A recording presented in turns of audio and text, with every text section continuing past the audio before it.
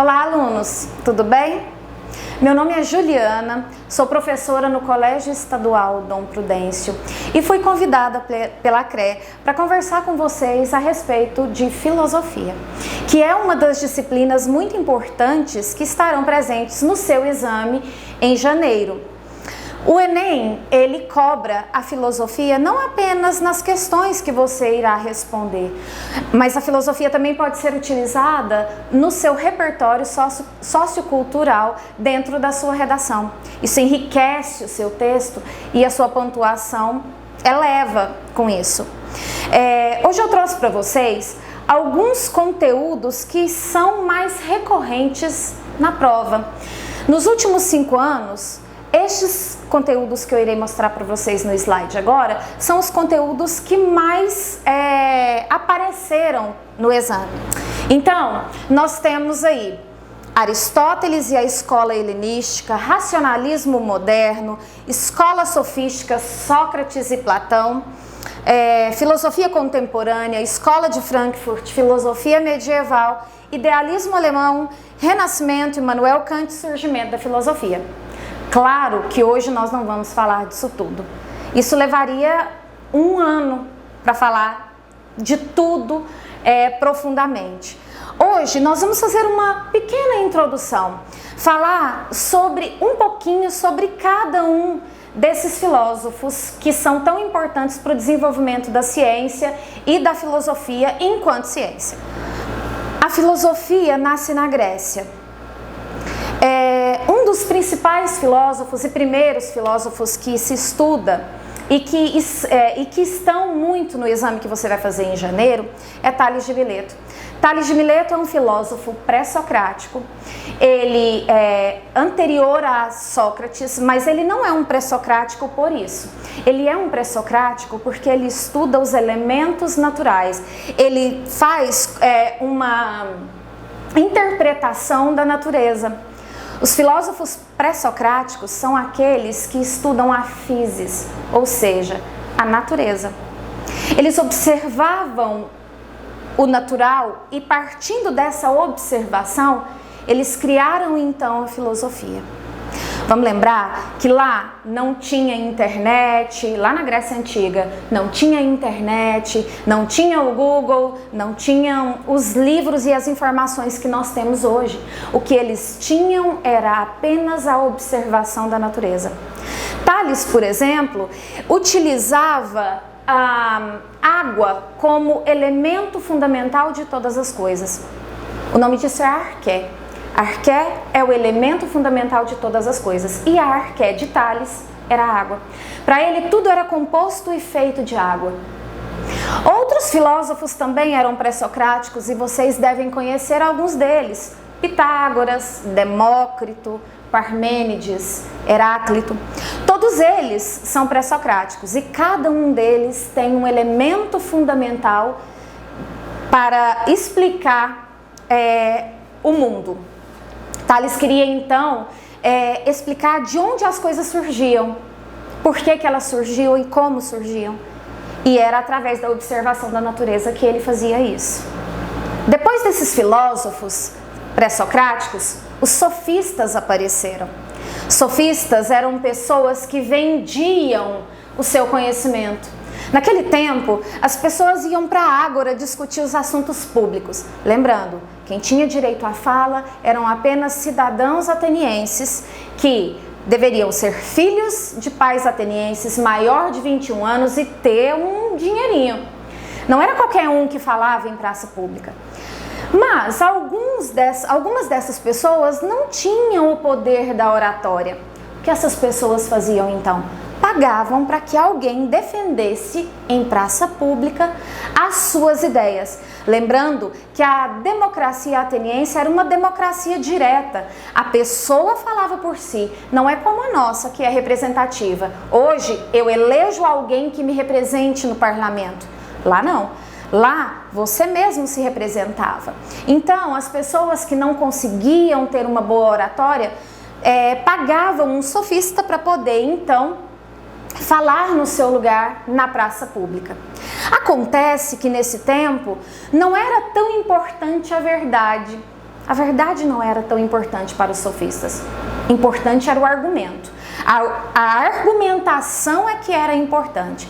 Então, a verdade ficava em segundo plano. Não que ela não fosse importante, era, mas a argumentação para os sofistas era mais importante do que a verdade.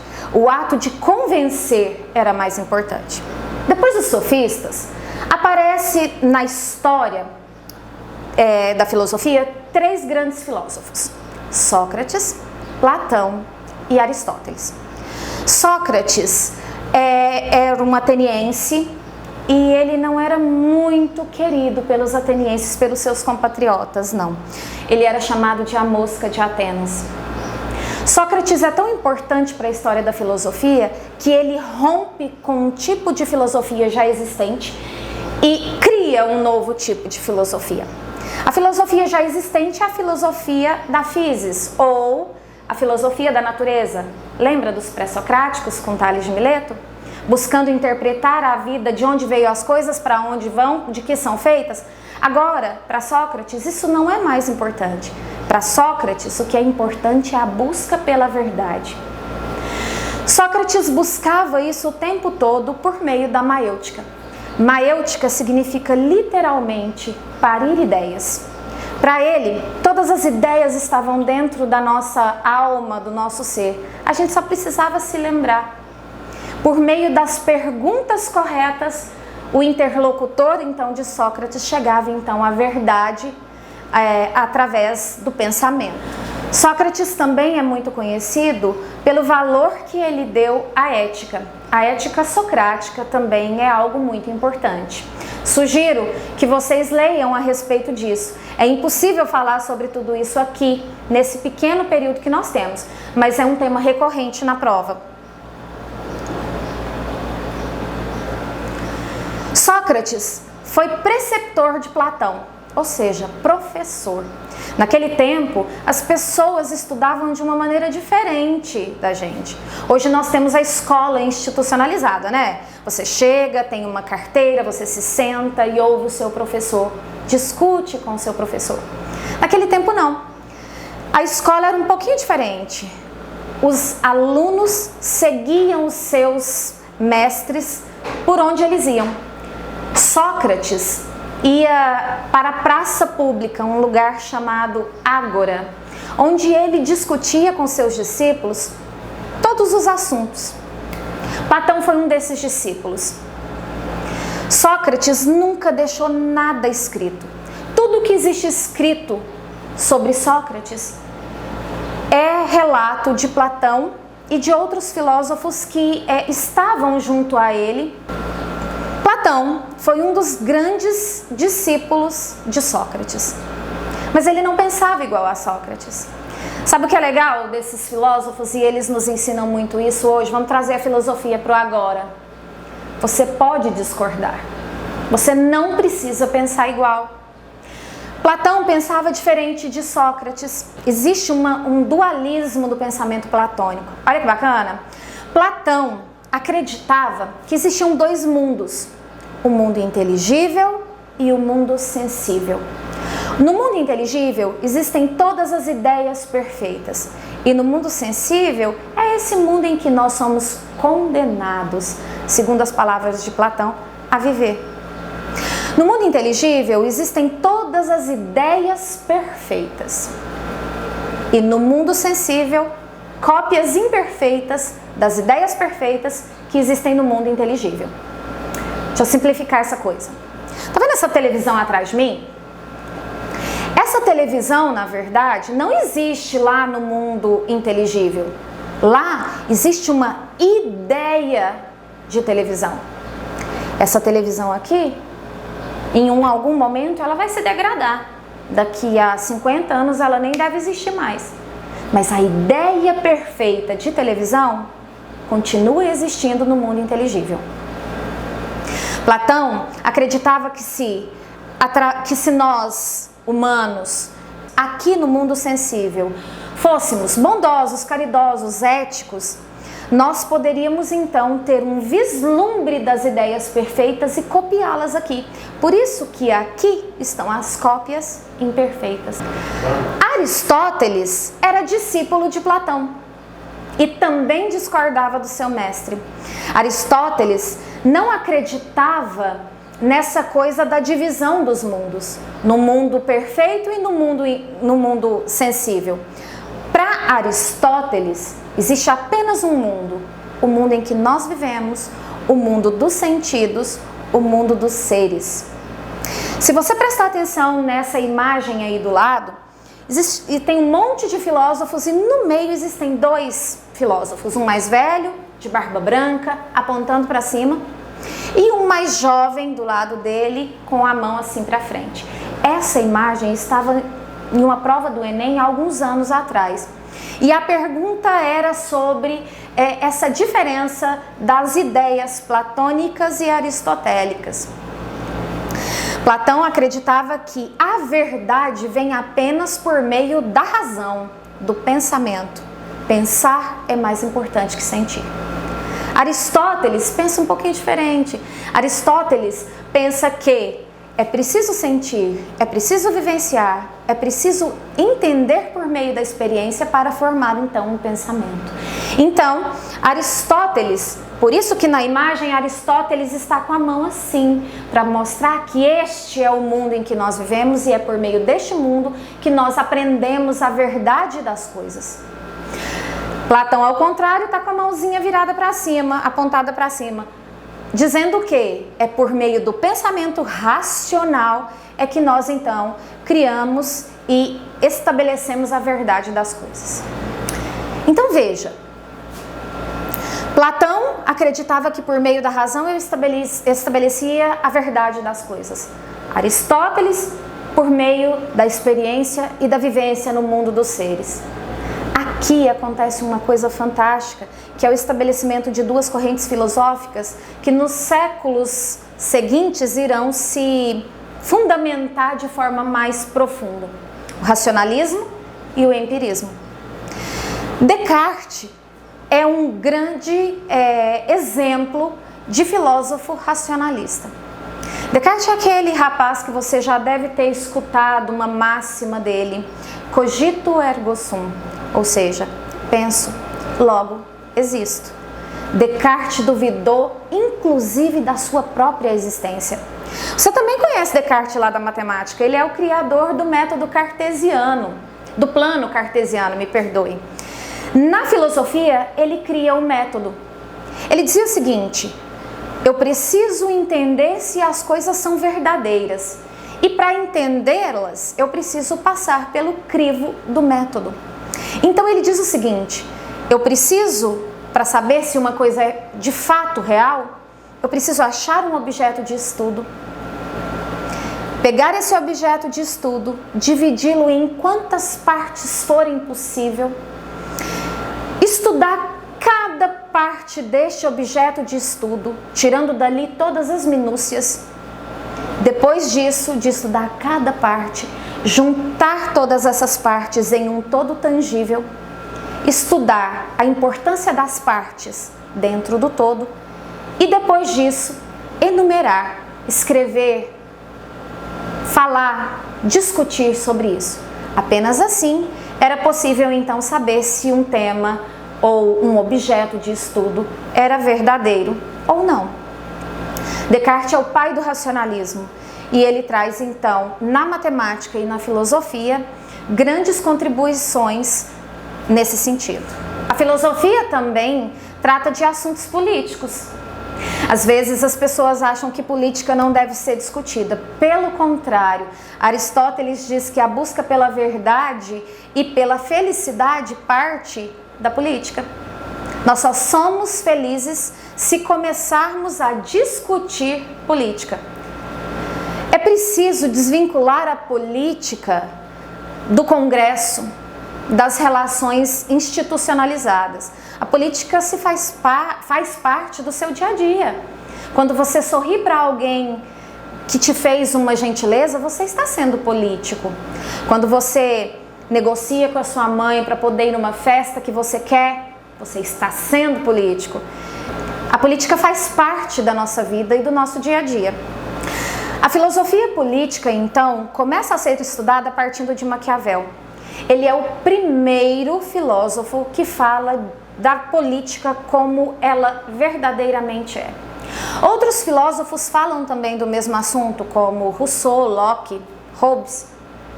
Mas Maquiavel se difere de todos eles porque ele não fala sobre como o Estado ou o governo deveria ser. Ele fala como o Estado é. E por isso, às vezes, ele é tido como um monstro. Vocês já ouviram essa coisa do, nossa, ele é tão maquiavélico? Deriva do nome desse filósofo. O maquiavélico, adjetivo que significa ruim, maldoso e outras tantas coisas, deriva do nome desse filósofo. E ele não é nada disso. A única coisa que Maquiavel faz é falar a verdade. Ele fala do Estado como o Estado verdadeiramente é. Em 1515 ele escreve um livro que muda a história da política. Ele escreve um livro chamado O Príncipe e que até hoje é assunto de várias teses de doutorado, mestrado e discussões na filosofia, porque alguns dizem que ele é um tratado, outros dizem que ele é um guia de como um político deve se comportar. No livro, ele chama o governante de príncipe, porque ele escreveu o livro de presente para uma pessoa que estava no governo. Maquiavel, então, é o primeiro que faz a separação entre a moral cristã e a moral política. Então, como cristão, eu devo ser bondoso, caridoso, gentil. Lembrando que estamos em 1515, as pessoas estavam vivendo em monarquias absolutas, onde a Igreja Católica ainda era a única igreja, né? Maquiavel, então, ele faz essa separação. Ele diz assim para o príncipe, olha, você não precisa ser bondoso o tempo todo. Você precisa ser bondoso, mas, se necessário for, faça o que for preciso para manter o seu poder. Se for necessário matar, mate. Se for necessário se vingar, se vingue. Ele separa a moral cristã daquilo que um governante precisa fazer para manter o seu poder.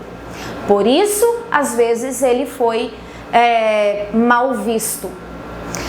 No livro, existe a ideia de que os fins justificam os meios. Essa não é uma frase de Maquiavel, mas existe essa ideia no livro.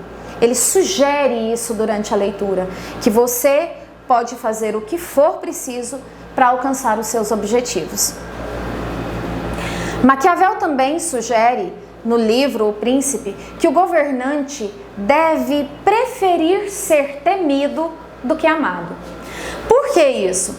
Porque aquele que você teme, você não faz nada para contrariá-lo. Ao contrário daquele que você ama. Com a sua mãe, você fala, ah mãe, conversa de qualquer jeito, com o seu irmão, não é assim? Mas com o seu professor e com uma autoridade, você fala de qualquer maneira? Não. Nós fazemos melhor, seguimos melhor as regras daqueles que a gente teme, segundo Maquiavel. Então ele diz o seguinte no livro, que o governante é preferível que ele seja temido do que amado. Mas diz o seguinte, você não pode ser terrível. Dê pequenas gotas de alegria para os seus súditos. Cada dia uma pequena alegria, mas quando for necessário ser duro, seja terrível. É assim que Maquiavel sugere que os príncipes ou os governantes daquele tempo fizessem para que então o seu posto fosse mantido. Rousseau, Locke e Hobbes também são filósofos da filosofia política. Esses três filósofos são os contratualistas. Eles são ótimos para poderem melhorar a sua redação. As frases desses filósofos são bastante marcantes e sempre tem um teor social que é o que as redações do Enem sempre trazem. Então, uma dica, dá uma olhadinha nas frases desses autores. Por exemplo, Hobbes fala que o homem é ruim por natureza. Ele diz assim: o homem é o lobo do homem e vive em um estado de guerra de todos contra todos. Isso pode te auxiliar em algum tema que fale sobre alguma dificuldade na sociedade, não sei. Rousseau, por exemplo, fala que o homem é bom. O homem nasce bom, é a sociedade que o corrompe. Também é um bom argumento para suas redações. A filosofia não serve apenas para responder questão fechada, mas também, como eu disse anteriormente, fundamentar a sua proposta de intervenção ou introdução da sua redação no exame. Um outro filósofo bastante importante para a filosofia é Nietzsche. Nietzsche, assim como Sócrates, faz um rompimento com o tipo de filosofia em vigor e muda tudo. Ele faz uma quebra na filosofia. Pense a filosofia como uma reta. Sócrates rompe quando ele rompe com a física, com a filosofia da natureza, a filosofia dos pré-socráticos, que estavam estudando e tentando entender a natureza, e começa a olhar para o homem, a busca da verdade e a entender esse homem dentro da natureza. Nietzsche também faz isso no final do século XIX. Ele era filho de pastor, neto de pastor, e ele tem uma frase extremamente polêmica, que ele diz o seguinte: Deus está morto e quem o matou fomos nós. Aqui não vamos discutir religião, não. Cada um tem a sua religião, cada um acredita, crê naquilo que deseja. Aqui estamos falando de filosofia. Para Nietzsche, o homem mata Deus quando, no lugar de Deus, do seu trono celestial, ele coloca o cientista. Quer que eu te dê um exemplo bem claro? Assim, ó. Lá na Idade Média, quando uma pessoa tinha uma doença na perna, o que ela fazia? A primeira coisa era ir até o padre, o pastor ou quem os orientava ali nessa questão da fé, certo? Rezava, pedia a Deus, orava e pedia a Deus a cura, certo? Certo. Com o advento da ciência, tudo muda. E o que acontece? Segundo Nietzsche, nós colocamos no lugar de Deus o cientista. Hoje, se você tem uma dor na perna, você sai do seu sofá, vai até a gaveta de remédios, pega um paracetamol e toma. Em algum momento você pensou em, meu Deus, sara minha perna?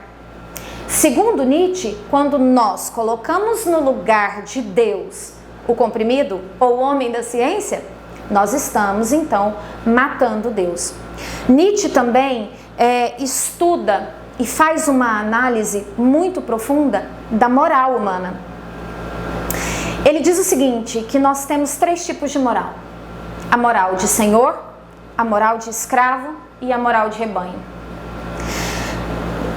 Eu acredito que em alguns momentos da vida da gente, nós passamos por esses 3 tipos de moral. A moral de escravo, então, para Nietzsche, é quando a pessoa sempre precisa da validação de um outro. Eu visto uma roupa e pergunto para minha amiga, essa roupa tá boa? Mesmo eu querendo muito aquela roupa, desejando, é uma roupa que eu gosto, que eu desejo, mas se a minha amiga não validar ou a outra pessoa não validar, eu vou lá e troco. A moral de senhor é o oposto disso. Eu me visto, eu faço e eu penso do jeito que eu desejo. A moral de rebanho é quando eu penso como todo mundo pensa. Eu posso até pensar diferente, mas já que está todo mundo indo por ali, eu também vou. Em alguns momentos da vida a gente tem isso mesmo, né? Nietzsche diz que aquele que tem a moral de senhor é o super-homem. O que é isso? O super-homem não é aquele de capa, comprida, voando? Não. O super-homem, na verdade, sempre, ou às vezes, na verdade, ele pode ser uma pessoa fraca, mas que tem uma moral firme. Quer um exemplo? Madre Teresa de Calcutá. Você já viu a imagem dela? É uma senhorinha pequenininha, frágil, velhinha, mas de uma moral inabalável. Gandhi. Jesus Cristo. São pessoas de uma moral inabalável. Estas pessoas são os super-homens. Depois de Nietzsche, aparece na história da filosofia um movimento chamado existencialismo. Nele, os filósofos acreditam que nós somos responsáveis por tudo aquilo que nos acontece. Exemplos como Sartre e Simone de Beauvoir. Hoje eu trouxe uma filósofa para terminar a nossa conversa. Já estamos terminando.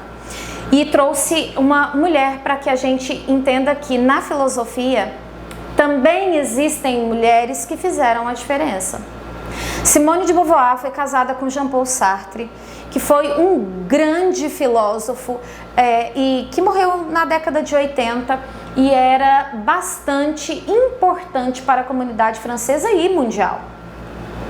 Simone escreveu um livro chamado O Segundo Sexo, que fala sobre a posição da mulher na sociedade. Alguns anos atrás, uma frase da Simone de Beauvoir foi utilizada numa questão do Enem e a frase era a seguinte: não se nasce mulher, torna-se. Essa frase e essa questão criou um alvoroço em cima deste pensamento. O que você acha disso? A sociedade, ela nos transforma naquilo que ela quer? Ou nós somos aquilo que somos porque nós queremos? Fica aí a pergunta para que você pense. E espero que vocês tenham gostado, espero tê-los ajudado. E um bom exame e que vocês tenham um bom resultado. Tchau, tchau, um abraço.